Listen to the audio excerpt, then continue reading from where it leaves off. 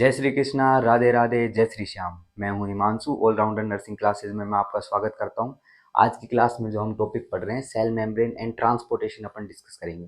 पहले cell membrane discuss करेंगे। Cell membrane का बेसिक जो इंट्रोडक्शन था वो हमने ने जो फर्स्ट लेक्चर जो था साइटोलॉजी का उसमें डिस्कस कर लिया था। अब थोड़ा सा और अपन इसके अंदर चलेंगे, फिर उसके बाद सेल मेम्ब्रेन कंप्लीट करने के बाद ट्रांसपोर्टेशन पे अपन चलते हैं।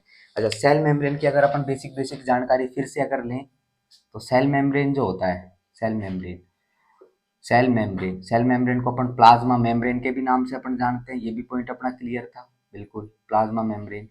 अच्छा, नेक्स्ट अगर इसके अंदर अपन बात करें तो इसकी जो थिकनेस आप लोगों को देखने को मिलती है, कितनी थिकनेस होती है वहां पर भी मैंने बताया था। बताओ कितनी थिकनेस होती है सेल मेम्ब्रेन की। इसकी थिकनेस आपको देखने को मिलती है 75 to 111 आर्मस्ट्रॉन्ग। इतनी पर्टिकुलर थिकनेस आपको सेल मेम्ब्रेन की देखने को मिलती है। नेक्स्ट पर्टिकुलर अगर बात करें तो ये पर्टिकुलर होती है फॉस्फोलिपिड बाइलेयर। क्या होती है? फॉस्फोलिपिड बाई लेयर होती है। तो ये फॉस्फोलिपिड बाई लेयर आपको देखने को मिलती है सेल मेम्ब्रेन। ओके, अब पर्टिकुलर इसमें कंटेंट आप लोगों को प्रेजेंट देखने को मिलता है। उधर अपन ने पूरा रेशियो लिख रखा है, तो उस लेक्चर से अपन को देख लेना है। किससे? इंट्रोडक्शन ऑफ साइटोलॉजी जो फर्स्ट लेक्चर था उससे आप लोगों को थोड़ा देख लेना है। थोड़ा अपन स्ट्रक्चर बना रहे हैं, जूम्ड स्ट्रक्चर बना रहे हैं सेल मेम्ब्रेन की। ओके, जूम्ड स्ट्रक्चर की अगर बात करें तो ध्यान देना एक बार, फॉस्फोलिपिड अपन बाई लेयर बना रहे हैं ना। ये लो सर, ये बनाई। ये पर्टिकुलर जो ब्लू मार्कर से मैं बना रहा हूँ आप लोगों के सामने, ये है फॉस्फेट ग्रुप। क्या है ये? Phosphate group. और ये फॉस्फेट ग्रुप आपको देखने को मिलता है। ये डबल मेम्ब्रेन स्ट्रक्चर होती है। सेल मेम्ब्रेन क्या होती है? Double membrane lipid structure. तो इसके अंदर डबल मेम्ब्रेन स्ट्रक्चर आपको देखने को मिलती है। ये फॉस्फेट अपन पर्टिकुलर बना चुके हैं। अच्छा, हर फॉस्फेट के साथ में दो फैटी एसिड की चेन आपको कंबाइन होती नजर आएगी। तो ये लो, ये फैटी एसिड की चेन अपन बना रहे हैं। तो हर के साथ में कितनी फैटी एसिड की चेन? दो फैटी एसिड की चेन क्या कर दो? कंबाइन कर दो। ये लो, करते जाओ करते जाओ। तो हर फॉस्फेट ग्रुप के साथ ये कंबाइन करता है। बताओ, जो फॉस्फेट ग्रुप होता है उसकी अगर बात करें, वो पर्टिकुलर चार्ज वाला कंपोनेंट है, तो वो हाइड्रोफिलिक होता है। हाइड्रोफिलिक का मतलब वाटर लविंग। हाइड्रोफिलिक का मतलब होता है वाटर लविंग।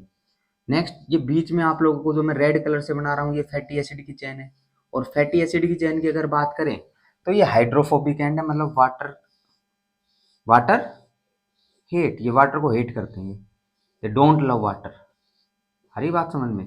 तो ये पर्टिकुलर ये फैटी एसिड अपन बना रहे हैं। ये लो, आप भी बना लो फैटी एसिड को। ये फैटी एसिड की चेन हो गई, हर फॉस्फेट के साथ दो दो फैटी एसिड।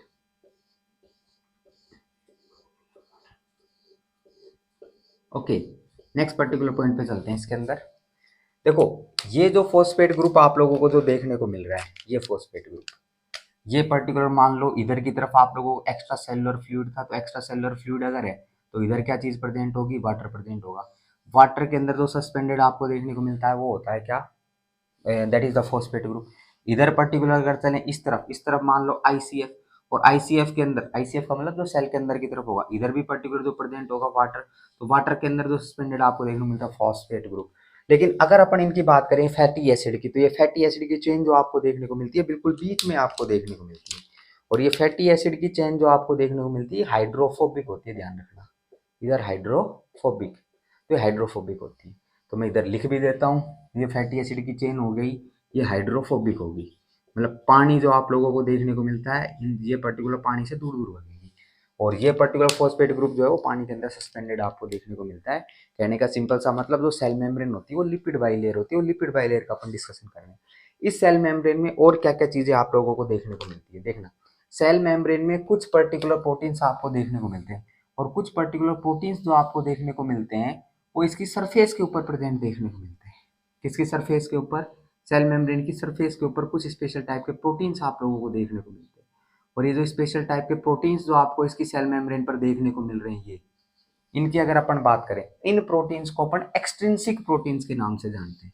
किस नाम से जानते हैं? एक्सट्रिंसिक प्रोटीन्स के नाम से जानते हैं। एक्सट्रिंसिक प्रोटीन्स, एक्सट्रिंसिक प्रोटीन अपन ने डिस्कस किया था कि सेल मेम्ब्रेन के अंदर लिपिड का कंटेंट तो होगा ही होगा, लेकिन प्रोटीन्स भी आप लोगों को देखने को मिलते हैं। और प्रोटीन्स बताओ कितने परसेंट होते हैं? कितने परसेंट होते हैं प्रोटीन्स?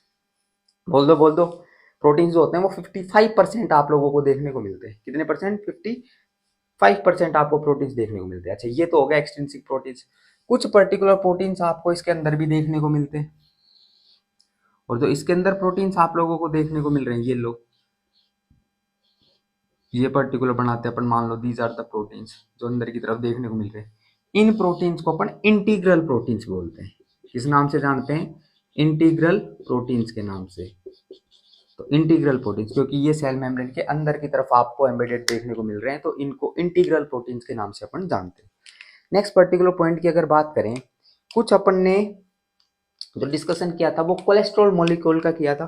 कोलेस्ट्रॉल मॉलिक्यूल भी इसमें प्रेजेंट होता है। तो ये लो भाई कोलेस्ट्रॉल मॉलिक्यूल, ये बना है कोलेस्ट्रॉल मॉलिक्यूल।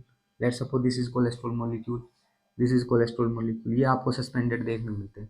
और ये कोलेस्ट्रॉल मॉलिक्यूल जो सस्पेंडेड देखने को मिलते हैं पर्टिकुलर, इनके बीच में, इनके साथ में हाइड्रोक्सिल ग्रुप आपको कंबाइन देखने को मिलता है।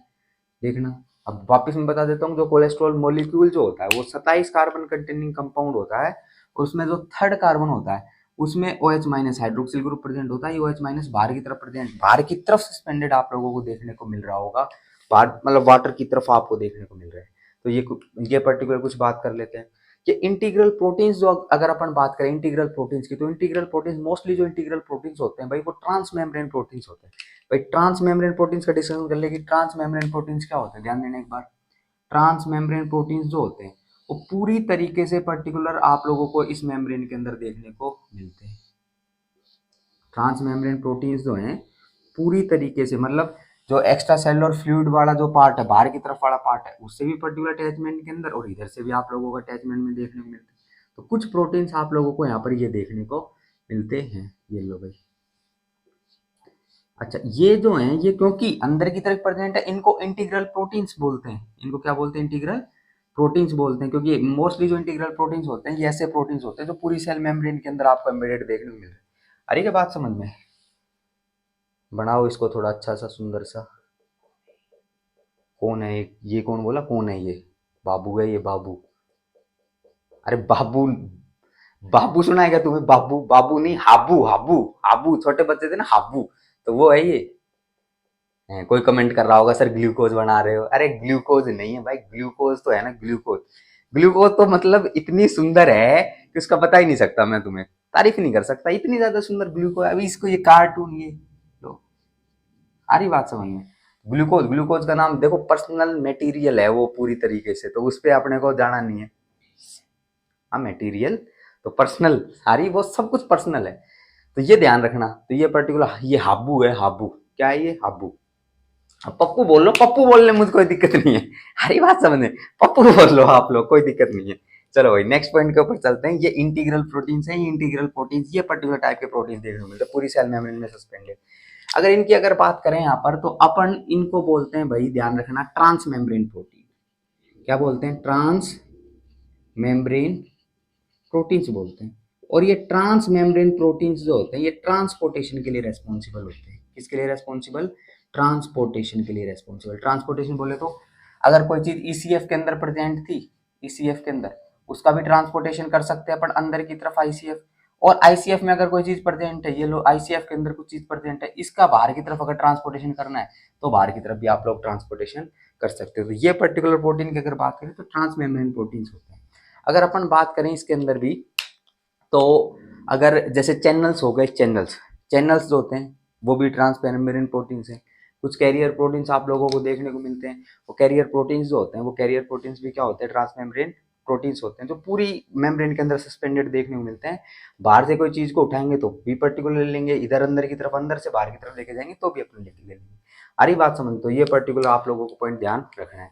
नेक्स्ट पर्टिकुलर पॉइंट के ऊपर अपन चलते हैं। इसके अंदर नेक्स्ट पर्टिकुलर पॉइंट जो है, दैट इज, ये जो डिस्कवरी पर्टिकुलर करी है, ये जो डिस्कवरी की, देखो प्रोटीन्स आप लोगों को इधर भी देखने को मिलते हैं, और ये प्रोटीन्स जो है ऊपर यहाँ पर जो एक्सट्रिंसिक प्रोटीन्स आपको देखने को मिल रहे हैं, ये तो ऐसे देखने को मिल रहे हैं जैसे फ्लोट कर रहे हो। फ्लोट का मतलब तैर रहे हो।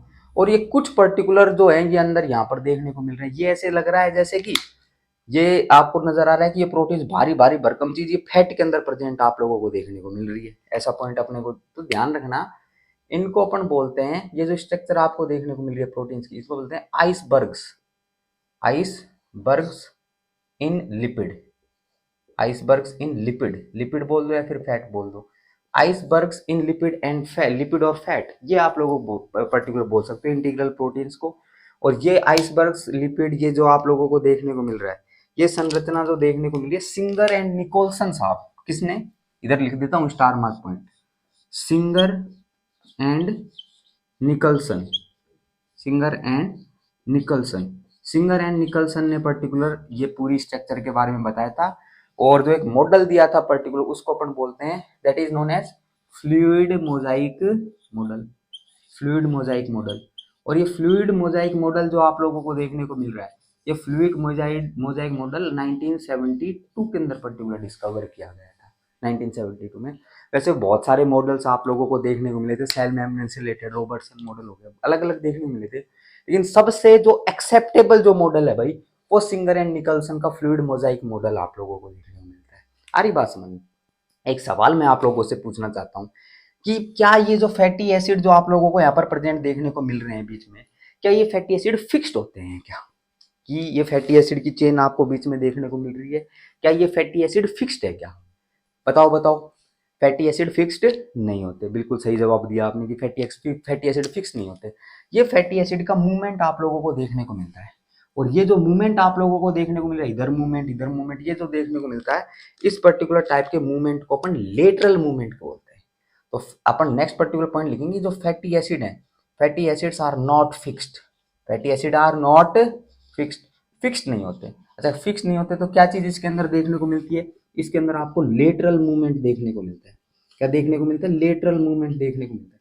भाई लेटरल मूवमेंट अगर देखने को मिल रहा है तो ये भी कहीं कुछ जरूरी है क्या, बिल्कुल जरूरी है।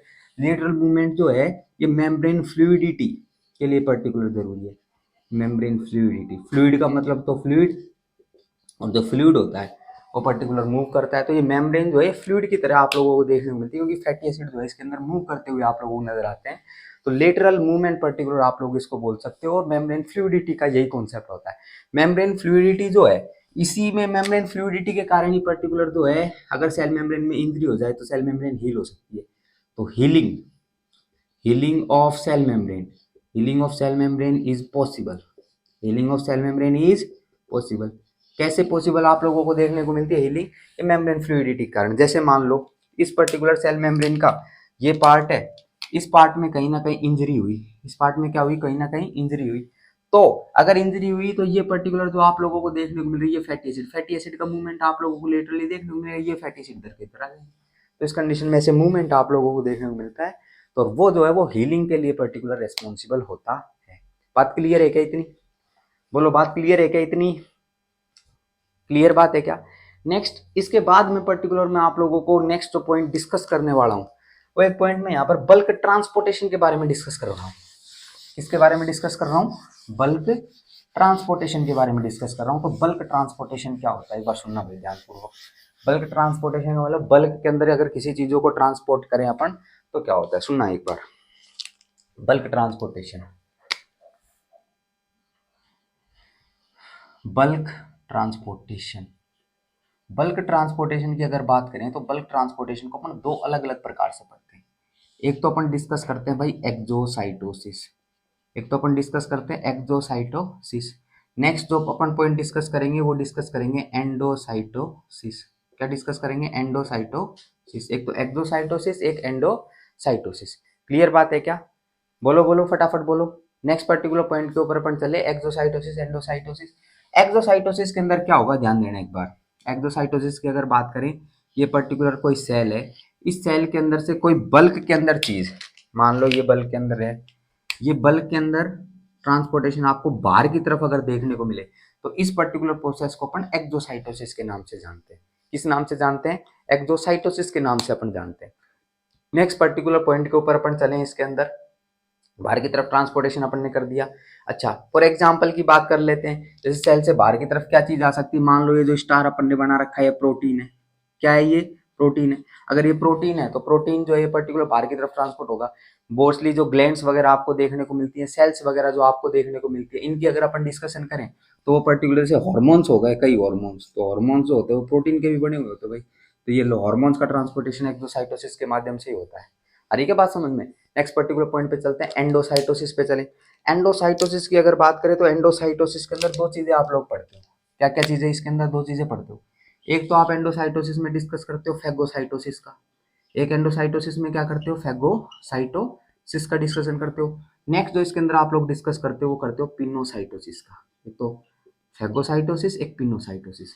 फैगोसाइटोसिस की अगर बात करें तो इसको सेल ईटिंग नाम से जानते हैं। किस नाम से जानते हैं, सेल ईटिंग नाम से। और पिनोसाइटोसिस की अगर बात करें तो इसको अपन सेल ड्रिंकिंग के नाम से जानते हैं। तो दो अलग अलग नाम पर्टिकुलर आप लोगों को देखने को मिल रहे हैं, एक तो सेल ईटिंग हो गया, एक सेल ड्रिंकिंग हो गया।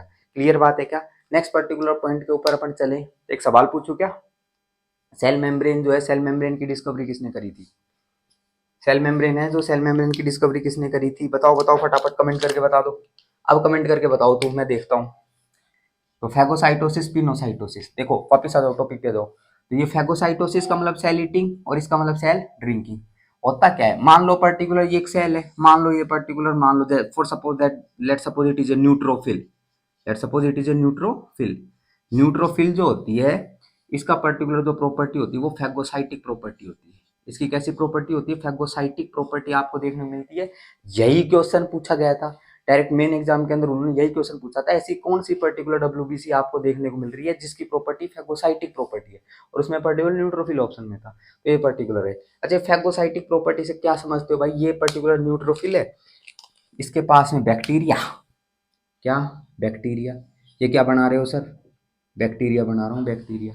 और ये बैक्टीरिया जो है पर्टिकुलर न्यूट्रोफिल क्या करेगी, ध्यान देना, ये न्यूट्रोफिल जो है इस बैक्टीरिया का क्या कर लेगी, एंगल्फमेंट कर लेगी। इसको अपन पर्टिकुलर बोलते हैं फैगोसाइटोसिस, सेल ईटिंग। डब्ल्यूबीसी बोले तो ये न्यूट्रोफिल, न्यूट्रोफिल ने इसको क्या कर लिया, ईट अप कर लिया। तो ये पर्टिकुलर फैगोसाइटोसिस का क्या हो गया, एक एग्जाम्पल हो गया। अंदर की तरफ मूवमेंट आपको देखने को मिल रहा है, बहुत जरूरी है, नहीं तो बैक्टीरियल इन्फेक्शन वगैरह जब आपको देखने को मिलते हैं तो ये न्यूट्रोफिल्स हैं, न्यूट्रोफिल्स उस एरिया के अंदर एंटर करती हैं और उस एरिया के अंदर एंटर करने के बाद ये फैगोसाइटिक फंक्शंस करती है। पिनोसाइटोसिस की अगर बात करें तो इसको अपन सेल ड्रिंकिंग बोलते हैं। इसके अंदर पर्टिकुलर आप लोगों का जो कंटेंट है वो पर्टिकुलर पिनोसाइटोसिस के माध्यम से अंदर की तरफ आता हुआ नजर आता है। तो ये पर्टिकुलर बल्क ट्रांसपोर्टेशन में अपन पढ़ते हैं। तो बल्क ट्रांसपोर्टेशन में एक्सोसाइटोसिस, जिसमें सेल से बाहर की तरफ, जिसमें अपन ने प्रोटीन्स का एग्जाम्पल लिया है और प्रोटीन्स में हॉर्मोन्स का एग्जाम्पल लिया है। एंडोसाइटोसिस में फैगोसाइटोसिस, जिसको सेल सेल ईटिंग के नाम से जानते हैं, और पिनोसाइटोसिस सेल ड्रिंकिंग के नाम से। ये सेल ड्रिंकिंग भाई इंपॉर्टेंट है, फैगोसाइटोसिस तो फिर भी नहीं, पर ये पर्टिकुलर आपसे डायरेक्ट छोटा मोटा क्वेश्चन आ जाता है कि पिनोसाइटोसिस क्या होता है या सेल ड्रिंकिंग किसको बोलते हैं। तो पिनोसाइटोसिस को अपन क्या बोलते हैं, सेल ड्रिंकिंग बोलते हैं। ये पर्टिकुलर पॉइंट आप लोगों को ध्यान रखना है। सेल मेम्ब्रेन की जानकारी अपन ने कुछ तो वहां पर अपन ने ले ली थी, उसमें क्या क्या कंटेंट प्रेजेंट होता है, प्रोटीन, लिपिड, कुछ इसके साथ कार्बोहाइड्रेट की चेन आप लोगों को देखने को मिलती है। तो वो भी पर्टिकुलर पॉइंट आप लोग देख सकते हो कि इधर पर्टिकुलर आप लोगों को जैसे चेन अगर बनाई, ये लो, ये कार्बोहाइड्रेट की चेन बना दो, कुछ तो बना दो, कार्बोहाइड्रेट की चेन बना दो। ये पर्टिकुलर जो देखने को मिलती है इनको ग्लाइकोलिपिड बोलते हैं। कुछ प्रोटीन के साथ कंबाइन होते हैं, उनको ग्लाइकोप्रोटीन बोलते हैं अगर कार्बोहाइड्रेट की चेन है। तो ये पर्टिकुलर डिस्कस कर दो। अब जो अपना मेन जो टॉपिक आप लोगों को जो देखने को मिल रहा है, that is known as transportation, that is known as transportation. ये बाकी चीजें जो थी सेल मेम्ब्रेन के बारे में अपन ने पूरी तरीके से कवर कर लिया। प्रोटीन का कंटेंट 55%, लिपिड का कंटेंट ये 40%, ये अपन ने कवर कर लिया है वहां पे, है ना। आ रही बात समझ में। नेक्स्ट पर्टिकुलर पॉइंट पे चलते हैं, पर अब चलते हैं मेन ट्रांसपोर्टेशन पे। And I have to rough this diagram. अगर चाहिए तो स्क्रीनशॉट ले सकते हो आप समझने के हिसाब से।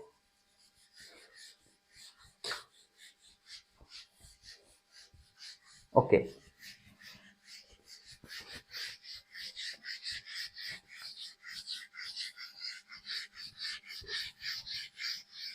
नेक्स्ट पॉइंट है अपना ट्रांसपोर्टेशन। अब ट्रांसपोर्टेशन को अपन डिटेल में डिस्कस कर रहे हैं। और क्या चल रहा है साहब, आजकल तो मोनालिसा चल रही है, फुल मोनालिसा चल रही है, माहौल बना हुआ है कि सर ये पढ़ाई पुढ़ाई छोड़ लेते, हम भी मोनालिसा की तरह काम कर सकते हैं। यार भाई तुम नहीं कर सकते, लड़कियां तो कर सकती हैं काम। वहां चली जाती माखूम में लेप लूप के तैयार हो जाती, क्या पता किस्मत कहाँ चमक जाए मोनालिसा की चमक की जैसे। तुम्हारी किस्मत में चमकाऊंगा इधर ट्रांसपोर्टेशन में चमकाऊंगा, तुम आ जाओ इधर ट्रांसपोर्टेशन पे। अरे सर ये क्या कर देते हो आप, माहौल बनाते हो फिर ये। भाई पढ़ने के लिए आए हैं अपन यहाँ पे, फालतू कॉमेडी थोड़ी करने के लिए आए हैं। तो ट्रांसपोर्टेशन पे आ जाओ बिना मजाक के, ट्रांसपोर्टेशन पे आओ। अपन पढ़ रहे हैं ट्रांसपोर्टेशन, क्या पढ़ रहे हैं, transportation. Okay, transportation across cell membrane अपन पढ़ रहे हैं। ट्रांसपोर्टेशन की अगर बात करें तो ये पर्टिकुलर दो अलग अलग प्रकार से आपको ट्रांसपोर्टेशन पढ़ते हैं। एक तो होता है उसको अपन बोलते हैं पैसिव ट्रांसपोर्टेशन, एक तो होता है पैसिव ट्रांसपोर्टेशन, बिल्कुल पैसिव ट्रांसपोर्टेशन। एक अगर बात करें अपन नेक्स्ट जो होता है वो होता है एक्टिव ट्रांसपोर्टेशन। एक तो पैसिव ट्रांसपोर्टेशन, एक एक्टिव ट्रांसपोर्टेशन। पैसिव ट्रांसपोर्टेशन की अगर अपन बात करें तो पैसिव ट्रांसपोर्टेशन में भाई एटीपी की जरूरत नहीं पड़ती, तो ATP is not required, ATP की जरूरत नहीं पड़ती। एक्टिव ट्रांसपोर्टेशन की अगर बात करें तो एटीपी की जरूरत आपको पड़ती है। एक्टिव ट्रांसपोर्टेशन में एटीपी चाहिए, पैसिव ट्रांसपोर्टेशन में एटीपी की जरूरत नहीं पड़ती। अच्छा, जरूरत क्यों नहीं पड़ती पैसिव ट्रांसपोर्टेशन में? क्योंकि हाई कंसंट्रेशन से लो कंसंट्रेशन की तरफ मूवमेंट आपको देखने को मिलता है। बोले तो हाई कंसंट्रेशन, अगर हाई कंसंट्रेशन थी उससे लो कंसंट्रेशन की तरफ आपको मूवमेंट देखने को मिलता है। अगर हाई से लो की तरफ लेके जाओगे, हाई से लो की तरफ लेके जाओगे तो वहां पर एटीपी की आपको जरूरत ही नहीं है। फॉर एग्जाम्पल की बात करते हैं, ये मान लो ये पर्वत बना दिया, पहाड़ है, ये पहाड़ है, ऐसा ही बन सकता है मेरे से तो पहाड़। यहाँ पर पर्टिकुलर अपन ने बोल रखी ये पर्टिकुलर इसको छोड़ दी, ऐसे चली गई, आराम से जा सकता है। ऐसा जो पर्टिकुलर मूवमेंट आपको देखने को मिलता है इसको डाउन हिल मूवमेंट बोलते हैं। क्या बोलते हैं इसको? डाउन हिल मूवमेंट अपन बोलते हैं। नेक्स्ट अगर बात करें, इधर इधर एटीपी की जरूरत पड़ती है, फिर बनाओ एक पहाड़ बनाओ, ये पहाड़ बनाया अपन ने, ठीक है, लो अच्छे से थोड़ा सा पहाड़ बना दो, ठीक है। इस बार अच्छा है रे भाई, थोड़ी तो प्रैक्टिस हो जाती है, थोड़ा तो अच्छा बनेगा ही ना इधर। चलो, इधर अगर अपन बात करें एक्टिव ट्रांसपोर्टेशन में, एक बॉल रखी यहाँ पर, बॉल बॉल इस बॉल को ऊपर की तरफ फेंकना है, जोर लगाना पड़ेगा, क्या जोर लगाना पड़ेगा, जोर देना पड़ेगा, धक्के हैं तो ऊपर की तरफ पहुंचाओ। सर पहाड़ के ऊपर तो नहीं चढ़ेगी बॉल, आ रही बात समझ में? फिर भी मतलब आपको अगर पुश भी करना है, ऐसे तो रखी रखी तो नहीं जाएगी, थोड़ी सी भी ऊपर जाएगी तो जोर से जाएगी, तो एटीपी का आपको जरूरत पड़ेगी एक्टिव ट्रांसपोर्टेशन में। एटीपी की अगर जरूरत पड़ रही है तो इसको अपन अप हिल मूवमेंट बोलते हैं। क्या बोलते हैं? Up hill movement. ये लो, अप हिल ऊपर की तरफ, ये डाउन हिल बोले तो नीचे की तरफ, डाउन मतलब नीचे नीचे नीचे नीचे ऊपर, ऊपर नीचे नीचे ऊपर, आ रही बात समझ में? चलो भाई, तो पैसिव ट्रांसपोर्टेशन। अब पैसिव ट्रांसपोर्टेशन में अपन क्या क्या डिस्कस करेंगे उसके बारे में ले लो, बातें सुन लो फटाफट। पैसिव ट्रांसपोर्टेशन में पहला पॉइंट जो अपन डिस्कस करेंगे वो डिस्कस करेंगे डिफ्यूजन। पैसिव ट्रांसपोर्टेशन में क्या डिस्कस करने वाले हैं? डिफ्यूजन डिस्कस करने वाले हैं। नेक्स्ट पर्टिकुलर अगर बात करें पैसिव ट्रांसपोर्टेशन में अपन ऑस्मोसिस डिस्कस करेंगे। क्या डिस्कस करेंगे? ऑस्मोसिस। थर्ड पॉइंट जो इसके अंदर डिस्कस करेंगे भाई, फिल्ट्रेशन। थर्ड पॉइंट क्या डिस्कस करेंगे? फिल्ट्रेशन। तो तीन चीज इसके अंदर डिस्कस करेंगे, डिफ्यूजन डिस्कस कर देंगे, ऑस्मोसिस डिस्कस कर देंगे, फिल्ट्रेशन डिस्कस कर देंगे। एक्टिव ट्रांसपोर्टेशन की अगर बात करें तो एक्टिव ट्रांसपोर्टेशन के तीन अलग अलग मैकेनिज्म के अंदर अपन इसको डिस्कस करेंगे। एक तो होता है यूनिपोर्ट ट्रांसपोर्टेशन, एक होता है यूनिपोर्ट ट्रांसपोर्टेशन, एक आपको देखने को मिलता है उसको अपन सिंपोर्ट ट्रांसपोर्टेशन बोलते हैं, सिंपोर्ट। और एक जो ट्रांसपोर्टेशन आपको देखने को मिलता है उसको अपन एंटीपोर्ट ट्रांसपोर्टेशन बोलते हैं। क्या बोलते हैं? एंटीपोर्ट ट्रांसपोर्टेशन बोलते हैं। बल्क ट्रांसपोर्टेशन हमने पढ़ लिया है, तो बल्क ट्रांसपोर्टेशन को यहाँ पर डिस्क्राइब करने की जरूरत नहीं है। Diffusion, osmosis and filtration. Okay, next particular point के ऊपर अपन चलते हैं। सबसे पहले डिफ्यूजन अपन उठाते हैं। क्या उठाते हैं? डिफ्यूजन उठाते हैं। तो फर्स्ट पॉइंट डिफ्यूजन की अगर बात करें तो डिफ्यूजन को कौन डिस्क्राइब करेगा? बताओ फटाफट। What is diffusion? What is diffusion? पढ़ते आए हो बहुत, तो डिफ्यूजन क्या होता है बताओ फटाफट, क्या होता है भाई? डिफ्यूजन का मतलब होता है हाई कंसंट्रेशन से लो कंसंट्रेशन की तरफ, हाई कंसंट्रेशन से लो कंसंट्रेशन की तरफ अगर सोल्यूट्स का, मोलिक्यूल्स का, गैसेज का, इनका मूवमेंट आप लोगों को देखने को मिले, हाई से लो की तरफ अगर देखने को मिले तो उसको अपन डिफ्यूजन नाम से अपन जानते हैं। अरे बात समझ में? तो हाई से लो की तरफ तो होगा मूवमेंट, हाई से लो की तरफ किसी का भी हो सकता है। अगर अपन बात करें कुछ मोलिक्यूल्स हो सकते हैं, मोलिक्यूल्स का मूवमेंट पर्टिकुलर आप लोगों को ऐसा देखने को मिल सकता है। नेक्स्ट कुछ गैसेज हो सकती हैं, गैसेज का मूवमेंट आपको देखने को मिल सकता है। सोल्यूट्स हो सकते हैं, आ रही बात समझ में? कुछ आयंस हो सकते हैं, कुछ भी हो सकता है, इनका मूवमेंट आपको देखने को मिलेगा। डिफ्यूजन जो होता है भाई, डिफ्यूजन दो अलग अलग प्रकार का होता है। एक डिफ्यूजन होता है उसको अपन बोलते हैं सिंपल डिफ्यूजन। एक डिफ्यूजन जो होता है उसको क्या बोलते हैं? सिंपल डिफ्यूजन बोलते हैं। दूसरा पर्टिकुलर डिफ्यूजन जो होता है उसको अपन बोलते हैं फैसिलिटेटेड डिफ्यूजन। क्या बोलते हैं? Facilitated diffusion. तो सिंपल डिफ्यूजन हो गया और दूसरा हो गया फैसिलिटेटेड डिफ्यूजन। अच्छा, सिंपल डिफ्यूजन और फैसिलिटेटेड डिफ्यूजन का मतलब समझना, सुनना भाई ध्यानपूर्वक बात। अगर अपन बात करें, ये एक पर्टिकुलर सेल बना रहा हूं, अगर सेल बना रहा हूं तो एक होती है ऑक्सीजन। क्या होती है? ऑक्सीजन। ऑक्सीजन गैस जो कंटिन्यूअसली आप इंस्पायर कर रहे हो, ऑक्सीजन। जो सेल है अगर ये मेटाबॉलिकली एक्टिव सेल है, मेटाबॉलिकली एक्टिव सेल, तो अगर ये मेटाबॉलिकली एक्टिव सेल है तो ध्यान रखना ये ऑक्सीजन को कंटिन्यूअसली कंज्यूम कर रही है, ऑक्सीजन को कंज्यूम कर रही है। और ऑक्सीजन अगर कंज्यूम हो रहा है तो ऑक्सीजन की कंसंट्रेशन इधर कम हो रही है। आ रही बात समझ में, ऑक्सीजन की कंसंट्रेशन कम हो रही है। अब ये पर्टिकुलर ऑक्सीजन की कंसंट्रेशन इधर कम हो रही है और ऑक्सीजन की कंसंट्रेशन एक्स्ट्रा सेलुलर फ्लूइड में ज्यादा है, तो ये ऑक्सीजन का मूवमेंट जो आपको देखने को मिलेगा बाहर से अंदर की तरफ देखने को मिलेगा। बोले तो ऑक्सीजन का मूवमेंट ईसीएफ से आईसीएफ की तरफ आपको मूवमेंट देखने को मिलता है। क्यों? क्योंकि ऑक्सीजन की जो अगर सेल आपकी मेटाबॉलिकली एक्टिव है तो कंज्यूम कर रही है ऑक्सीजन को, मतलब कंसंट्रेशन कम होती जा रही है, और बाकी ये ऑक्सीजन जो है ये पर्टिकुलर बाहर की तरफ आपको कंसंट्रेशन में ज्यादा देखने को मिलती है, तो एक्स्ट्रा सेलुलर फ्लूइड के अंदर ऑक्सीजन ज्यादा होती है, तो ऑक्सीजन का मूवमेंट ईसीएफ से आईसीएफ की तरफ आपको देखने को मिलता है। और नेक्स्ट अगर बात करें एक और एग्जांपल अगर लें तो कार्बन डाइऑक्साइड, अगर ये मेटाबॉलिकली एक्टिव सेल है, ऑक्सीजन को कंज्यूम कर रही है, ऑक्सीजन कम होती जा रही है, तो इसी पर्टिकुलर प्रोसेस में कार्बन डाइऑक्साइड भी निकल रही होगी। अगर सेल होती है, सेल वेस्ट वेस्ट जो मटेरियल है कार्बन डाइऑक्साइड उसका रिलीज करती है, तो CO2 अगर यहाँ से निकल रही है तो CO2 की कंसंट्रेशन आईसीएफ के अंदर ज्यादा है as compare to ECF. ECF जैसे ब्लड वगैरह ले लो, इंटरस्टिशियल स्पेस ले लो, उधर कंसंट्रेशन कम है, तो इसके अंदर जो CO2 का मूवमेंट आप लोगों को देखने को मिलेगा, CO2 का मूवमेंट ऐसे देखने को मिलेगा। बोले तो आईसीएफ से ईसीएफ की तरफ आपको जो मूवमेंट देखने को मिलेगा वो CO2 का मूवमेंट देखने को मिलेगा। ऑक्सीजन तो सेल के अंदर गई, CO2 सेल के बाहर चली गई। नॉर्मल प्रोसेस में यही होता है। लंग्स जो होती हैं, लंग्स में आप ऑक्सीजन कर ली, इंस्पायर कर ली, फिर अगर अपन बात करें तो चले गए लंग्स, अपन पहुंच गए पेरिफेरल टिश्यूज के पास पहुंच गए। पेरिफेरल टिश्यूज में पेरिफेरल टिश्यूज को ऑक्सीजन चाहिए, लेकिन वो कार्बन डाइऑक्साइड बना रहे, कार्बन डाइऑक्साइड वहां से निकलती है और वो पर्टिकुलर एक्सेल के माध्यम से अपन बाहर कर देते हैं लंग्स में पहुंचाने के बाद। तो ये पर्टिकुलर पॉइंट आप लोग ध्यान रख सकते हो। तो ये ऑक्सीजन तो अंदर की तरफ जाएगी, कार्बन डाइऑक्साइड इसके बाहर की तरफ जाएगी। और खास बात ये जो पर्टिकुलर प्रोसेस आपको देखने को मिलता है, ये सेल मेम्ब्रेन के बिल्कुल, सेल मेम्ब्रेन जो आपको देखने को मिलती है लिपिड की बाइलेयर, इसके बीचों बीच क्रॉस कर सकती है आराम से, मतलब मेम्ब्रेन में घुल सकती है। किसमें घुल सकती हैं? मेम्ब्रेन में घुल सकती हैं। इस प्रकार के डिफ्यूजन को सिंपल डिफ्यूजन बोलते हैं। तो गैसियस एक्सचेंज जो आपको देखने को मिलता है, बोले तो ऑक्सीजन, कार्बन डाइऑक्साइड, ये जो आपको देखने को मिलता है एक्सचेंज, ये जो है किसका टाइप है? ये सिंपल डिफ्यूजन का पर्टिकुलर टाइप है। अब एक क्वेश्चन आपसे मैं पूछता हूँ कि ऑक्सीजन ज्यादा डिफ्यूजेबल होगी या कार्बन डाइऑक्साइड ज्यादा डिफ्यूजेबल होगी? बताओ बताओ फटाफट। ऑक्सीजन ज्यादा डिफ्यूजेबल होगी या कार्बन डाइऑक्साइड ज्यादा डिफ्यूजेबल होगी? Write down in your notes. CO2 is a more diffusible gas as compared to oxygen. लगभग लगभग 20 से 25 गुना ज्यादा जो डिफ्यूजिबल गैस होती है वो CO2 होती है, मतलब CO2 ज्यादा डिफ्यूज कर सकती है as compare to oxygen. Special point, you have to learn that. Okay, तो ये पर्टिकुलर जो एग्जांपल है ये सिंपल डिफ्यूजन का है। सिंपल डिफ्यूजन का मतलब हाई कंसंट्रेशन से लो कंसंट्रेशन की तरफ मूवमेंट अगर सेल मेम्ब्रेन में घुल के हो जाए, मतलब सेल मेम्ब्रेन में डिजोल्व होके हो जाए, तो उसको अपन सिंपल डिफ्यूजन बोलते हैं। फैसिलिटेटेड डिफ्यूजन की अगर बात करें, for example again let me make one cell. एक मैंने क्या बनाई? ये सेल बनाई। ये क्या बनाई मैंने? सेल बनाई, सेल बना दी मैंने। अच्छा, इसमें क्या फॉर एग्जांपल अगर अपन डिस्कस करें किसका, for example we have to discuss that is sodium.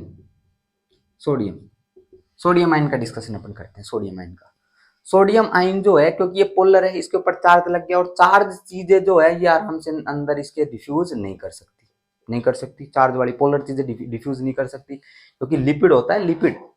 सारी बात समझ इधर, लिपिड। अच्छा, अब क्या होगा इसमें, सुनना ध्यानपूर्वक बात। अगर सोडियम का, अगर अपने को ट्रांसपोर्टेशन करना है सोडियम आयन का, तो पर्टिकुलर यहाँ पर आप लोगों को सोडियम के ट्रांसपोर्टेशन के लिए स्पेशल टाइप की फैसिलिटी लगी होगी। स्पेशल टाइप की क्या लगी होगी? फैसिलिटी लगी होगी। और वो पर्टिकुलर फैसिलिटी जो यहाँ पर लगी हुई है उनको पर्टिकुलर अपन बोलते हैं, जैसे अगर अपन डिस्कशन करें सोडियम आयन चैनल्स, क्या सोडियम आयन चैनल्स पर्टिकुलर अपन बोल सकते हैं। इन फैसिलिटी को ट्रांसपोर्टर आप लोग बोल सकते हो। बोले तो दीवार है भाई, दीवार, इस दीवार से अपने को किसी को क्रॉस करवाना है। अब मेरा कमरा है, दीवार लगी हुई है, दीवार है, किसको क्रॉस? ग्लूकोज को है, ग्लूकोज को क्रॉस करवाऊं? अरे भाई, मतलब किसी को भी क्रॉस करवाना है तो वो पर्टिकुलर जो गेट है उस गेट से ही हो सकता है। इस गेट को ट्रांसपोर्टर मान लो। क्या मान लो? गेट को ट्रांसपोर्टर मान लो। गेट को ट्रांसपोर्टर मान लिया तो गेट को खोल, तो गेट को खोलने के बाद पर्टिकुलर आराम से एंट्री हो सकती है, बाहर भी जा सकते हैं कोई भी इंसान। तो इस कंडीशन, हाँ ग्लूकोज, हाँ हाँ ग्लूकोज, तो ये सोडियम अंदर की तरफ अगर जो आ रहा है ये एक फैसिलिटी के माध्यम से आ रहा है। अगर फैसिलिटी जरूरत पड़े तो उसको अपन क्या बोलते हैं? फैसिलिटेटेड टाइप का डिफ्यूजन अपन बोलते हैं। भाई हाई कंसंट्रेशन से लो कंसंट्रेशन की तरफ मूवमेंट होगा।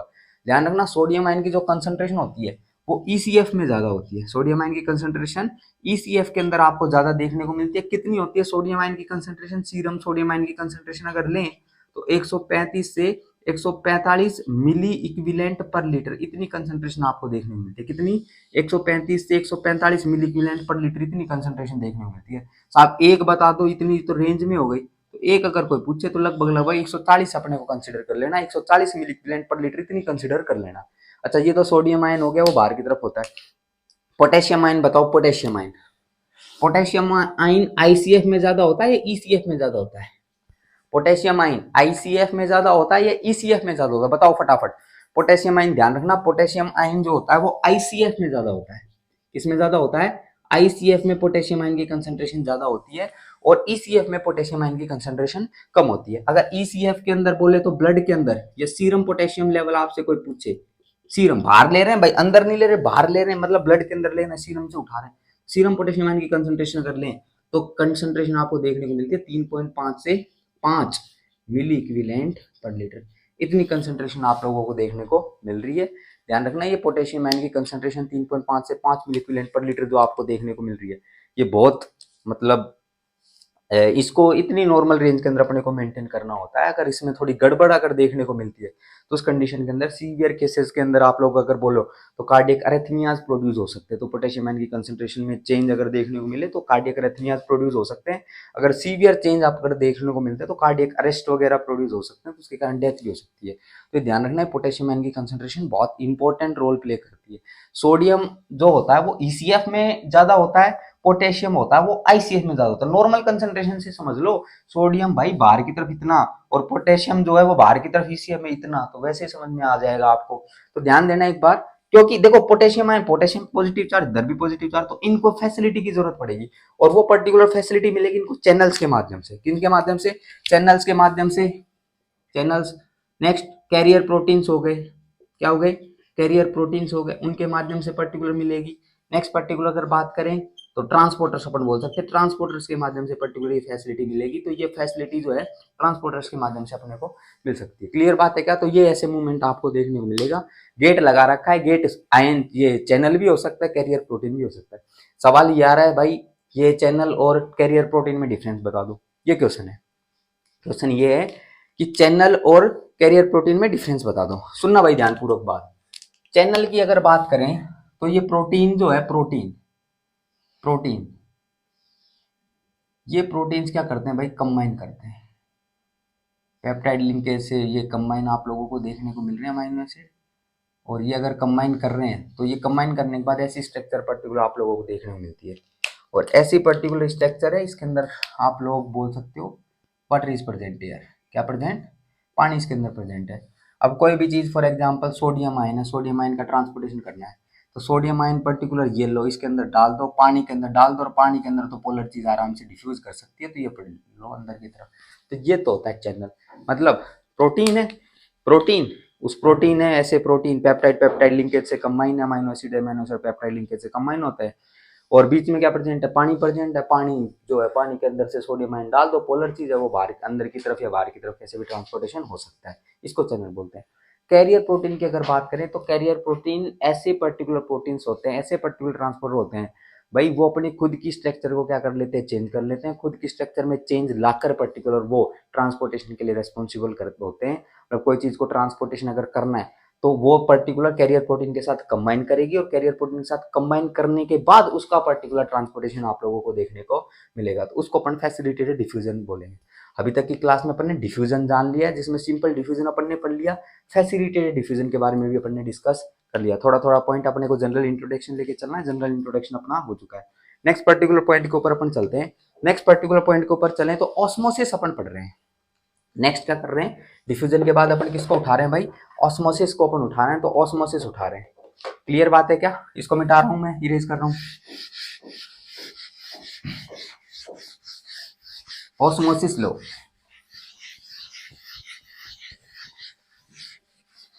अगर कैरियर प्रोटीन्स की अगर बात करें अपन तो कैरियर प्रोटीन्स जो होते हैं वो बोथ डायरेक्शन में ऑपरेट हो सकते हैं। कैरियर प्रोटीन्स जो होते हैं वो बोथ डायरेक्शन में ऑपरेट हो सकते हैं, और स्पेशल स्पेशल बातें जान लो थोड़ी। बोथ डायरेक्शन में ऑपरेट होते हैं, और नेक्स्ट अगर बात करें इसके अंदर तो इनमें जो मूवमेंट आपको देखने को मिलता है वो फास्ट देखने को मिलता है एज कम्पेयर टू चैनल्स। ये पर्टिकुलर पॉइंट भी आप लोग ध्यान रख सकते हो। नेक्स्ट एक पर्टिकुलर हेडिंग जो अपने को लगानी है वो लगानी है चैनल्स। पानी पूनी पी लो फटाफट।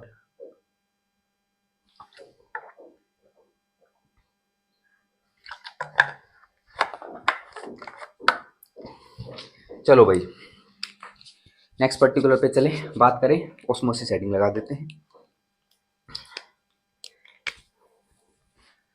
Second osmosis. ऑस्मोसिस। चलो भाई बच्चे बोल रहे होंगे सर थक गया आप तो। अरे भाई तो यार एनर्जी एग्जॉस्ट हो रहा हूँ इधर, तो थकान तो हो जाती है सर इतनी जल्दी। भाई इधर थकान हो जाती है, वैसे तुम समझ जाओ, वैसे तो कोई दिक्कत नहीं है, ऐसी कोई दिक्कत नहीं है। चलो ऑस्मोसिस पे आ जाओ, ऑस्मोसिस पे।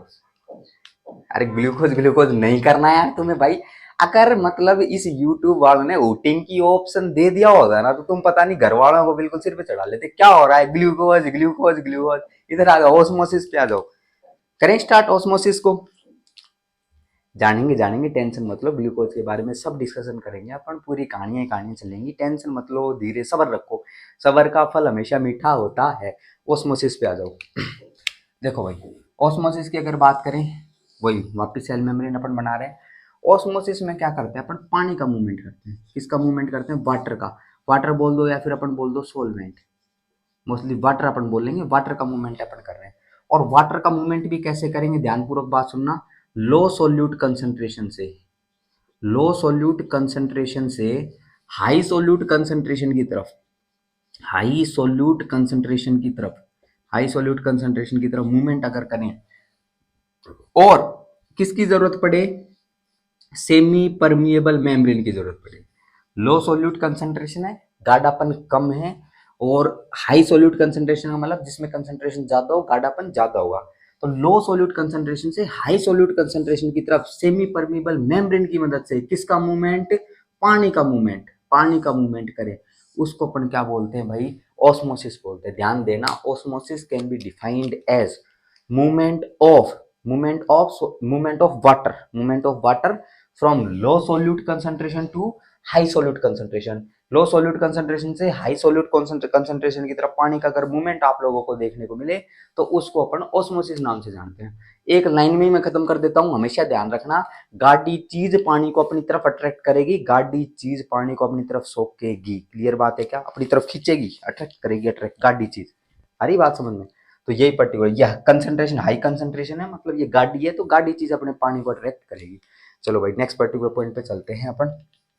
मान लो अगर अपन डिस्कशन करें, लेट सपोज ये एक सेल है, आरबीसी का, आरबीसी की कंसन आरबीसी मान के चलते हैं। ये क्या है, रेड ब्लड सेल है।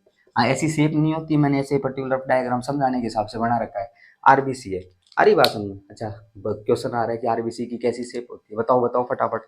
आरबीसी की शेप आपको देखने को मिलती है, that is by concave shape. कैसी शेप, बाई कॉनकेव शेप। अब एक बार एग्जाम के अंदर क्वेश्चन आ गया ऐसे ही, एमसीक्यू एमसॉल्व में पूछ लिया कि आरबीसी की कौन सी शेप होती है, लेकिन बाई कॉनकेव ऑप्शन में नहीं था, ऑप्शन में दे रखा था डिस्कोइड शेप। क्या दे रखा था, डिस्कोइड, डिस्क लाइक शेप। तो डिस्क लाइक शेप की भी आप लोगों को आरबीसी देखने को मिलती है, तो ये पॉइंट भी आप लोग ध्यान रख सकते हो। चलो भाई आरबीसी है, सुनना भाई ध्यानपूर्वक बात सुनना। अगर अपन कंसंट्रेशन को बोले तो कंसंट्रेशन, गाढ़ापन, कंसंट्रेशन, कंसंट्रेशन को अपन ईसीएफ, ये बाहर की तरफ ईसीएफ हो गया, कंसंट्रेशन को अपन बाहर की तरफ अगर इंक्रीज कर दे, सोल्यूट की कंसंट्रेशन को बाहर की तरफ अगर इंक्रीज कर दे, अरे बात समझ में, ध्यान देना। इधर कंसंट्रेशन ज्यादा है और कंसंट्रेशन इधर क्या है भाई, कम है। किसकी कंसंट्रेशन, सोल्यूट की कंसंट्रेशन की बात कर रहा हूं, ध्यान देना भाई, सोल्यूट की कंसंट्रेशन। सोल्यूट की कंसंट्रेशन किधर ज्यादा है, बाहर की तरफ ज्यादा है। अब सुनना ध्यानपूर्वक बात। एक पॉइंट अभी अपन ने पढ़ा, गाढ़ी चीज पानी को अट्रैक्ट करेगी। गाढ़ी चीज क्या, गाढ़ी चीज क्या, बाहर की तरफ। ईसीएफ क्या है, गाढ़ा है, as compare to ICF of RBC. पानी का मूवमेंट करवाओ, H2O जो आरबीसी के अंदर प्रेजेंट था उसका मूवमेंट गाढ़ी चीज की तरफ होगा, पानी का मूवमेंट बाहर की तरफ आपको देखने को मिलेगा।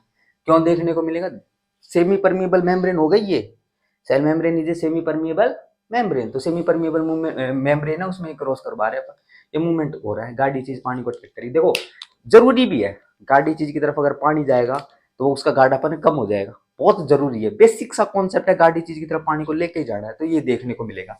लेकिन इसमें इस मूवमेंट में इधर तो फायदा हो गया भाई, लेकिन आरबीसी में कोई ना कोई लफड़े जरूर होंगे, क्योंकि आरबीसी का अगर पानी निकल गया, अरे आरबीसी ने पानी छोड़ दिया तो उसमें श्रिंक, आरबीसी क्या हो जाएगी, श्रिंक। और तू मत छोड़ने लग जाना भाई पानी अपना, अरे बात समझ में आ, पानी पी सकते हो लेकिन पानी छोड़ना नहीं है। अगर पानी छोड़ दोगे तो जो आपकी सेल्स जो है वो श्रिंक कर जाएंगी, तो ऐसा कार्यक्रम तो अपने को करना नहीं है। अरे बात समझ में, तो आरबीसी जैसे श्रिंक हो गई वैसे अपना को श्रिंक नहीं होना है, ताकतवर रहो ताकतवर। अरे बात समझ में, अच्छे अच्छे जो टेक्निक्स हैं ये श्रिंकेज को प्रिवेंट करने के लिए, उनका इस्तेमाल करो। अरे बात समझ में। और अगर नहीं हो पा रहा है कि ये सर श्रिंकेज तो हो ही रहा है, तो उस कंडीशन में कोई ना, I will teach you pharmacology, I will tell you everything, don't worry. चलो नेक्स्ट पॉइंट पे चलो, ये पर्टिकुलर हो गया ऑस्मोसिस। इसका थोड़ा सा उल्टा करते हैं, करें क्या एक बार उल्टा, इस बार तुम बताओगे। चलो भाई स्टार्ट हो जाओ। ये एक सेल बनाई, फिर एक सेल लो, बना दी एक सेल। अब करते हैं अपन इसमें कार्यक्रम सेट। क्या कार्यक्रम सेट करते हैं, ध्यान देना एक बार। करें स्टार्ट। ये आरबीसी अपन ने बनाई, उधर तो अपन ने कंसंट्रेशन बाहर की तरफ ज्यादा रखी थी, अब रख रहे हैं इधर कंसंट्रेशन अपन अंदर की तरफ ज्यादा, कंसंट्रेशन अपन अंदर की तरफ ज्यादा। अरे भाई किसकी कंसंट्रेशन है भाई, सोल्यूट की कंसंट्रेशन है, ध्यान रखना सोल्यूट की कंसंट्रेशन। सोल्यूट आप लोग जानते ही होंगे, सोल्यूट जैसे कि अगर बात करें का एग्जांपल, सोल्यूट और सोलवेंट के अंदर क्या डिफरेंस होता है।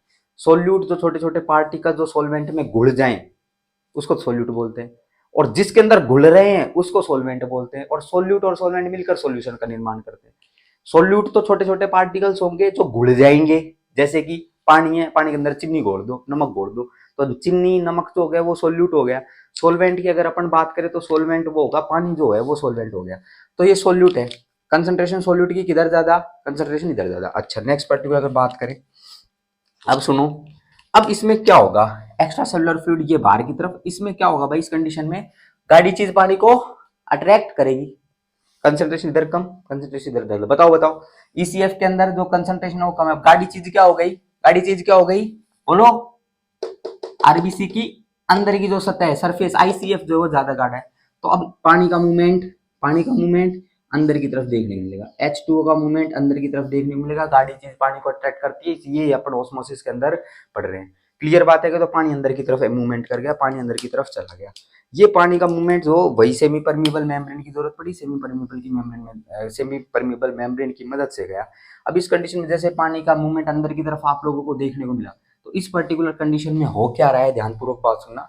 इस कंडीशन के अंदर हो क्या रहा है, इस कंडीशन के अंदर जो सेल जो है, ये आरबीसी की बात करें, ये सेल साइज जो है इंक्रीज हो गई। सेल साइज क्या है, हो गई इंक्रीज हो गई, मोटी हो गई, मोटी तगड़ी हो गई, क्योंकि पानी अंदर चला गया, तो मोटापा पर्टिकुलर इस सेल का क्या हो गया, बढ़ गया। अरे बात समझे, इसकी सेल की साइज हो गई इंक्रीज होगी। तो ये पर्टिकुलर पॉइंट आप लोग ध्यान रख सकते हो। ये ऑस्मोसिस के बारे में था। ऑस्मोसिस को एक लाइन में यार, गाढ़ी चीज पानी को अट्रैक्ट करेगी, तो जिधर कंसंट्रेशन सोल्यूट की ज्यादा होगी उधर पानी का मूवमेंट करवा देना, उधर ही पानी का मूवमेंट होगा। तीसरा पॉइंट जो अपन डिस्कस करते हैं ऑस्मोसिस के बाद, वो अपन डिस्कस करते हैं थर्ड पॉइंट, अल्ट्रा फिल्ट्रेशन। और इस अल्ट्रा फिल्ट्रेशन पे भी जाने से पहले या फिल्ट्रेशन पे जाने से भी पहले, ऑस्मोसिस जो होता है वो दो प्रकार का होता है। ऑस्मोसिस कितने प्रकार का, एक्सो ऑस्मोसिस, नेक्स्ट जो होता है वो एंडो ऑस्मोसिस होता है। एक्सो ऑस्मोसिस और एंडो ऑस्मोसिस। बताओ, ये पर्टिकुलर जो है पानी का मूवमेंट बाहर की तरफ अगर जा रहा है तो इसको अपन एक्सोस्मोसिस बोलेंगे, तो ये फर्स्ट टाइप का एग्जांपल हो गया।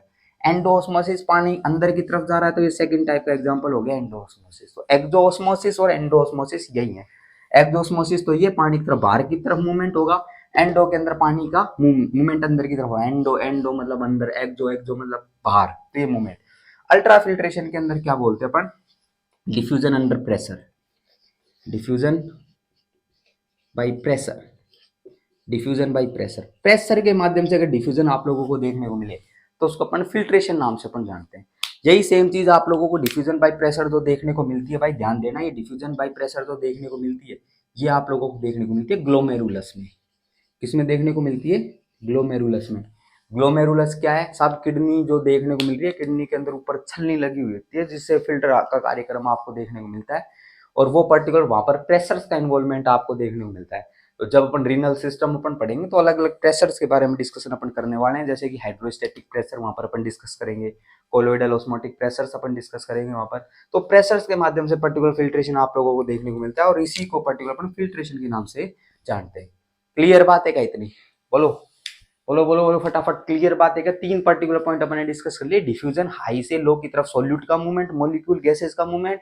ऑस्मोसिस में जो लो सॉल्यूट कंसंट्रेशन है, लो कंसंट्रेशन से हाई सॉल्यूट कंसंट्रेशन की तरफ आपको मूवमेंट देखने को मिलता है। और नेक्स्ट अगर इसके अंदर बात करें, पानी का मूवमेंट होता है लेकिन ऑस्मोसिस में ध्यान रखना। और नेक्स्ट पर्टिकुलर बात करें इसके बाद अगर चले अपन, तो ये फिल्ट्रेशन अपन ने पढ़ लिया, डिफ्यूजन अंडर प्रेशर। अब इसको कंप्लीट करते हुए अब अपन आ गए हैं एक्टिव ट्रांसपोर्टेशन पे।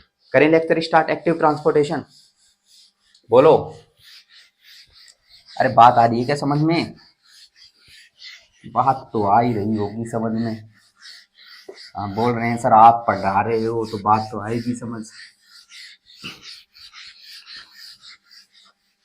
चलो भाई अब चलते हैं अपन एक्टिव ट्रांसपोर्टेशन पे। किस पे चलते हैं? एक्टिव ट्रांसपोर्टेशन पे। एक्टिव ट्रांसपोर्टेशन पे चलो। एक्टिव ट्रांसपोर्टेशन, अब हम जो पढ़ रहे हैं वो क्या पढ़ रहे हैं भाई? एक्टिव ट्रांसपोर्टेशन के बारे में अपन डिस्कस कर रहे हैं। एक्टिव ट्रांसपोर्टेशन के बारे में अगर अपन डिस्कस करें तो ध्यानपूर्वक बात सुनना। एक्टिव ट्रांसपोर्टेशन में एनर्जी पर्टिकुलर जो होगी वो एनर्जी क्या होगी? कंज्यूम होगी। बोले तो एटीपी की इसके अंदर क्या होने वाली है? रिक्वायरमेंट होने वाली है, एटीपी की आपको जरूरत पड़ेगी। और एटीपी की अगर जरूरत पड़ती है तो एक्टिव ट्रांसपोर्टेशन अपन बोलते हैं। इसमें जो मैकेनिज्म आप लोगों को देखने को मिलते हैं वो 3 अलग अलग प्रकार से देखने को मिलते हैं। वो है यूनिपोर्ट। पहला जो मैकेनिज्म जो है उसको अपन बोलते हैं यूनिपोर्ट ट्रांसपोर्टेशन। क्या बोलते हैं? यूनिपोर्ट ट्रांसपोर्टेशन के नाम से अपन जानते हैं। दूसरा जो मैकेनिज्म अपन इसके अंदर अपन पढ़ने वाले हैं वो पढ़ेंगे अपन सिंपोर्ट ट्रांसपोर्टेशन। पहला तो यूनिपोर्ट पढ़ेंगे, दूसरा अपन पढ़ेंगे सिंपोर्ट ट्रांसपोर्टेशन। फिर आगे क्लास में थर्ड जो है उसमें एंटीपोर्ट अपन पढ़ लेंगे। यूनिपोर्ट ट्रांसपोर्टेशन में होगा क्या? ध्यानपूर्वक बात सुनना। ये पर्टिकुलर बनाई अपन ने, एक सेल बनाई। सेल के अंदर इसमें क्या होगा कि कोई भी पर्टिकुलर इलेक्ट्रोलाइट, कोई भी पर्टिकुलर आइन, मान लो लेट सपोज एक्स है, वो है वो पर्टिकुलर आप लोगों का मूव करता हुआ नजर आएगा। हो सकता है वो ईसीएफ से आईसीएफ के अंदर पर्टिकुलर मूव करे या आईसीएफ से पर्टिकुलर ईसीएफ की तरफ मूव करे। तो किधर भी मूवमेंट आप लोगों को देखने को मिल सकता है। अब आप बोलोगे सर ये एक्स एक्स मत लिखा करो यार, दिल के ऊपर बहुत दर्द होता है एक्स लिखते हो। अरे तो भाई एक्स तो मैथ में भी होता है। वो लेट्स कंसिडर इट एक्स, ऐसे अपन कंसिडर करके चलते थे, फिर अपन एक्स का मान ज्ञात करते थे ऐसे। तो अच्छा मैथ से हाँ याद करो। यूनिपोर्ट में देखो ध्यान रखना, सिंगल डायरेक्शन के अंदर आपको देखने को मिलेगा। सिंगल डायरेक्शन के अंदर, सिंगल डायरेक्शन में, सिंगल डायरेक्शन ध्यान देना, क्या तो अंदर की तरफ आ सकता है, क्या नहीं बाहर की तरफ जा सकता है, कैसे भी जा सकता है, लेकिन सिंगल डायरेक्शन में एक ही चीज का मूवमेंट, एक ही पर्टिकुलर आयन का या एक इलेक्ट्रोलाइट का मूवमेंट सिंगल डायरेक्शन के अंदर देखने को मिलेगा। इसको देख के कंफ्यूज मत हो जाना कि क्या कर दिया सर ईसीएफ में भी आईसीएफ में भी। बोले तो जैसे ये बाहर की तरफ मूवमेंट हो रहा है तो ये बाहर की तरफ भी मूवमेंट आप लोगों को देखने को मिलेगा। किसके अंदर? तो ये यूनिपोर्ट टाइप का ट्रांसपोर्टेशन है। और ये जो मूवमेंट जो आपको देखने को मिलता है ये एटीपी को क्या करता है? कंज्यूम करता है। तो इसको अपन यूनिपोर्ट ट्रांसपोर्टेशन के अंदर कंसिडर करते हैं। यूनिपोर्ट ट्रांसपोर्टेशन में अपन पढ़ते हैं। एग्जाम्पल बता दो, एग्जाम्पल आप लोग मुझे बताओगे। एक्स जो है इसका आप लोग बताओ कि एक्स क्या है। एग्जाम्पल बताओ यूनिपोर्ट ट्रांसपोर्टेशन का, कमेंट करके बता देना, ठीक है ना? आप बताओगे मुझे।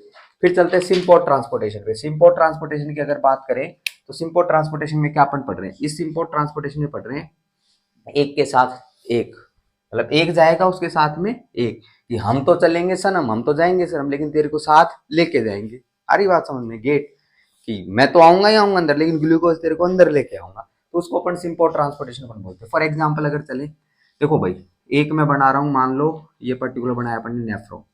नेफ्रॉन की स्ट्रक्चर बनाते हैं, ये नेफ्रॉन की स्ट्रक्चर, ये पीसीटी। ये पर्टिकुलर पॉइंट के ऊपर चलें तो ये लूप ऑफ हेनले, ये पर्टिकुलर आप लोगों की thick ascending loop of Henle. इसके ऊपर अगर अपन चलें तो यहाँ पर आप लोगों को एपिथेलियल सेल देखने को मिलती है, एपिथेलियल सेल। और all nephron is made up of epithelial cells, या पूरे नेफ्रॉन जो ट्यूब आपको देखने को मिलती है इसके ऊपर एपिथेलियल टिश्यू आपको प्रेजेंट देखने को मिलता है। यहाँ पर अगर डिस्कशन करें सिंपोर्ट ट्रांसपोर्टेशन में, तो एक पर्टिकुलर अगर डिस्कस करें तो यहाँ पर आप लोगों को एक ट्रांसपोर्टर देखने को मिलता है। भाई ये ट्रांसपोर्टर जो है ये क्या काम करता है? ध्यानपूर्वक बात सुनना। ये ट्रांसपोर्टर जो है ये सोडियम को अंदर लेके जाता है, सोडियम को, नेक्स्ट ये लेके जाता है पोटेशियम को अंदर की तरफ, और नेक्स्ट अगर बात करें किसको लेके जाता है, 2 क्लोराइड आयन को अंदर की तरफ। तो सोडियम को अंदर लेके गया, पोटेशियम आयन को अंदर की तरफ लेके गया, 2 क्लोराइड आयन को अंदर की तरफ लेके गया। कहाँ से पर्टिकुलर लेके गया भाई, ये जो लूप आप लोगों को देखने को मिल रही थी, लूप ऑफ हेनले थी, वहां से सेल के अंदर पर्टिकुलर लेके गया, और सेल से पर्टिकुलर का क्या हो जाता है, रीएब्जॉर्प्शन हो जाता है। तो ये जो है एक के साथ में एक या एक से ज्यादा कोई भी जा सकते हैं, एक जैसे पोटेशियम को भी ले गया, 2 क्लोराइड को भी ले गया। तो ये जो पर्टिकुलर मैकेनिज्म जो आपको देखने को मिलता है, इसको सिंपोर्ट बोलते हैं। जैसे एक एग्जांपल अपन ने पढ़ा, इसको अपन बोलते हैं sodium potassium, sodium potassium 2 chloride को ट्रांसपोर्टेशन। को का मतलब साथ में, को का मतलब क्या, साथ में, सोडियम पोटेशियम 2 क्लोराइड को ट्रांसपोर्टेशन। नेक्स्ट एग्जांपल की अगर बात करें, एक बार इंटेस्टाइन पे आते हैं, किस पे आते हैं, इंटेस्टाइन पे आते हैं। ये लो सर, इंटेस्टाइन के ऊपर आते हैं, ये लो इंटेस्टाइन बना देते हैं एक बार। इंटेस्टाइन अगर बनाए तो इंटेस्टाइन के ऊपर भी ये पर्टिकुलर एपिथेलियल सेल प्रेजेंट होगी। तो यहाँ पर जो एपिथेलियल सेल आप लोगों को प्रेजेंट देखने को मिल रही है, यहाँ पर भी ट्रांसपोर्टर्स आपको देखने को मिलते हैं। अब ये ट्रांसपोर्टर जो है ये क्या काम आ रहा है, ध्यानपूर्वक बात सुनना। ये ट्रांसपोर्टर एक तो पर्टिकुलर ग्लूकोज, ये ग्लूकोज को लेके गया अंदर की तरफ इस सेल के अंदर। नेक्स्ट अगर बात करें, एकला ग्लूकोज नहीं लेके जाएगा, ये एक चीज और लेके जाएगा। किसको लेके जाएगा, सोडियम को। बिल्कुल सर, ग्लूकोज के साथ सोडियम आ गया, ग्लूकोज के क्या आ गया, सोडियम आ गया। तो ग्लूकोज तो अंदर की तरफ जा ही रही है, तो सर सोडियम भी अंदर जा रहा है, तो सोडियम तो आप हो। अरे ऐसा मत करना भाई, मेरा नाम मत कर देना सोडियम, ये वैसे लेके चलो, सच वाला ग्लूकोज है ये, वो तो उसका अपन ने नामकरण कर रखा है, वो अलग बात है। लेकिन ये ग्लूकोज अंदर की तरफ, साथ में सोडियम अंदर की तरफ पर्टिकुलर आपको देखने को मिला। इन दोनों का क्या हो रहा है, इसके अंदर एब्जॉर्प्शन आप लोगों को देखने को मिलता है इंटेस्टाइन से। तो एक के साथ एक जा रहा है, तो सोडियम ग्लूकोज ट्रांसपोर्टेशन अपन इसका नाम देते हैं, सोडियम ग्लूकोज को ट्रांसपोर्टेशन अपन बोलते हैं। क्या नाम है इसका, सोडियम ग्लूकोज, सोडियम ग्लूकोज को ट्रांसपोर्टेशन पर्टिकुलर इसका क्या देते हैं अपन, नाम देते हैं। तो ये भी पर्टिकुलर पॉइंट आप लोग ध्यान रख सकते हो, सोडियम ग्लूकोज को transportation, these are the type of simple type of transportation. अरे क्या बात सुन रहे हैं, थोड़ा पानी पी लेते हैं। अब अगर अपन बात करें इसके अंदर, अच्छा ये पानी की बोतल दे के याद आ गई लाइन, बोल दूं अगर परमिशन हो तो आपकी,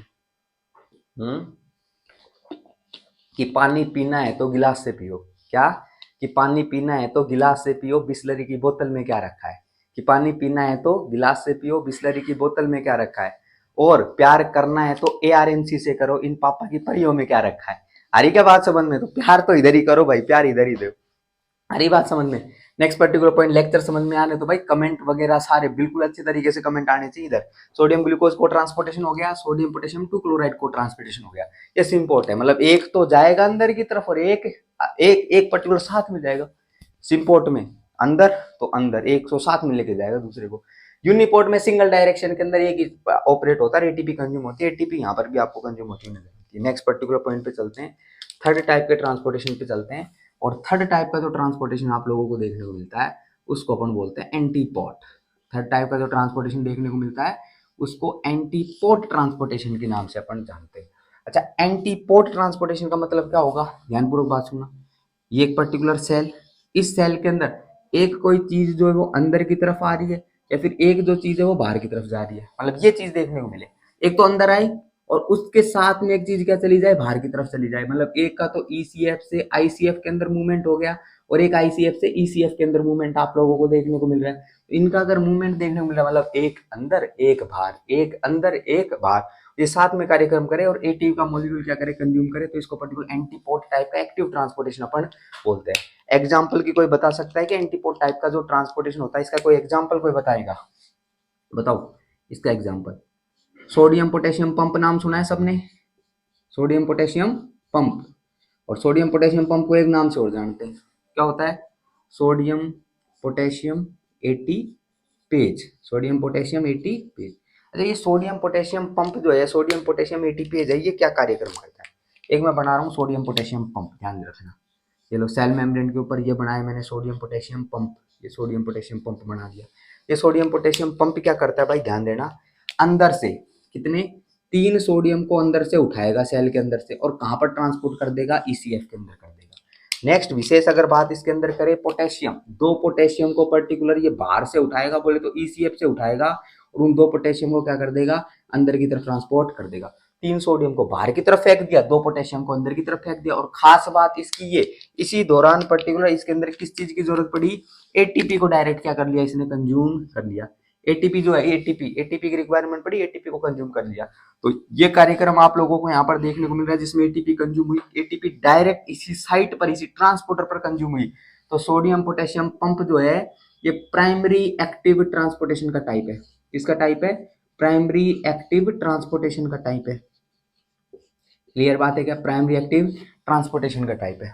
अच्छा, प्राइमरी एक्टिव ट्रांसपोर्टेशन में जो एटीपी होती है डायरेक्ट पर्टिकुलर जो रिसेप्टर पर्टिकुलर प्रेजेंट होता है उसी के ऊपर कंज्यूम होती है। जैसे कि ट्रांसपोर्टर इसके ऊपर एटीपी कंज्यूम हो रही है, तो यहाँ पर इसको प्राइमरी एक्टिव ट्रांसपोर्टेशन अपन बोलते हैं।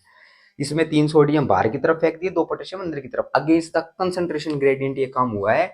अभी मैंने वीडियो के अंदर थोड़ी देर पहले ही बताया था कि सोडियम आयन की कंसंट्रेशन ईसीएफ में ज्यादा होती है, पोटेशियम आयन की कंसंट्रेशन आईसीएफ में ज्यादा होती है।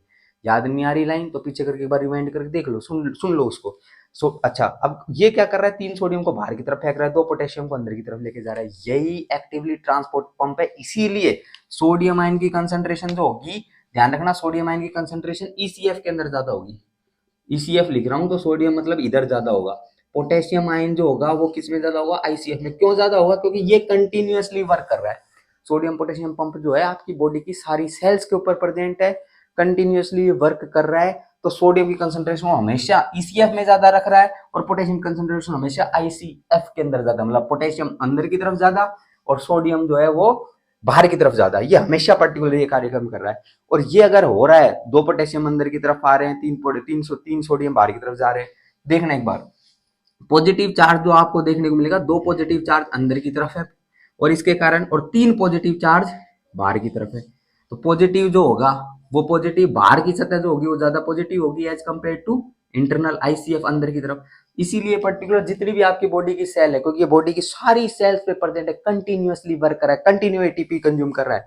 तो इस कंडीशन में अंदर की जो सतह आप लोगों को देखने को मिलेगी वो, क्योंकि इन दोनों को जब कंपेयर करेंगे तो इलेक्ट्रोनेगेटिव होगी। क्या होगी, इलेक्ट्रोनेगेटिव होगी। तो ये पर्टिकुलर पॉइंट ध्यान रखना। अगर सेल की अगर बात करें तो इसके अंदर पर्टिकुलर इलेक्ट्रोनेगेटिविटी आप लोगों को देखने को मिलती है अंदर की तरफ। All cells of your body are electronegative. क्यों, क्योंकि sodium potassium pump continuously work कर रहा है। प्राइमरी एक्टिव ट्रांसपोर्टेशन है वो लगभग 40% एनर्जी क्या कर लेता है, कंज्यूम कर लेता है। उस 40% में भी अगर मोर स्पेसिफिक अगर चले तो ये सोडियम पोटेशियम पंप है वो लगभग 30% एनर्जी जो है वो कंज्यूम कर लेता है आपकी बॉडी की। तो ये पर्टिकुलर जो है ये एंटीपोड टाइप के ट्रांसपोर्टेशन में सोडियम पोटेशियम पंप पड़ रहे हैं। ये इसका पर्टिकुलर फंक्शन है। एक तो मतलब 3 सोडियम तो बाहर की तरफ चले गए, तो पोटेशियम है वो अंदर की तरफ चले गए। तो ये पर्टिकुलर आप लोगों को देखने को मिलता है। तो ये पर्टिकुलर एंटीपोड टाइप का ट्रांसपोर्टेशन हो गया। अरे बात समझ, तो अभी तक अपन ने ट्रांसपोर्टेशन पढ़ा है, इसके अंदर यूनिपोर्ट ट्रांसपोर्टेशन पढ़ लिया, सिंपोर्ट ट्रांसपोर्टेशन पढ़ लिया, एंटीपोड ट्रांसपोर्टेशन अपन ने पढ़ लिया। ठीक है क्या, आज की क्लास को अपन यहीं समाप्त करते हैं। कुछ लोग कह रहे हैं कि आज की क्लास को अभी समाप्त मत करो, कंटिन्यू चलने दो ना। भाई अब कंटिन्यू नहीं चल सकती, अब थक गया हूँ मैं पूरी तरीके से। तो अब नेक्स्ट पर्टिकुलर लेक्चर्स के अंदर जो होगा वो आप लोगों को सेल डिवीजन के लेक्चर्स मिल जाएंगे। सेल डिवीजन जो होगा, सेल डिवीजन आप लोग पढ़ लेना, ठीक है। उसमें माइटोसिस मियोसिस के लेक्चर्स अपलोड हो जाएंगे। इस प्रकार से साइटोलॉजी को कंप्लीट कर देंगे और नेक्स्ट पर्टिकुलर अपन टॉपिक्स पे आ जाएंगे। तो इनको अपन को पढ़ते चलना है, फटाफट तैयारी करते चलो, ठीक है। क्योंकि आपके एग्जाम्स जो हैं वो लगभग जैसे अपन मान के चले RUHS के एग्जाम जुलाई के अंदर कंसिडर करके चलो, जुलाई, हरी बात समझ, मिड जुलाई के बाद कभी भी आपके एग्जाम हो सकते हैं। तो आपको पढ़ते चलना है, कार्यक्रम को सेट करते चलना है। कार्यक्रम को सेट पढ़ाई के अंदर करना है भाई, और तरीके से कार्यक्रम को सेट मत करने लग जाए।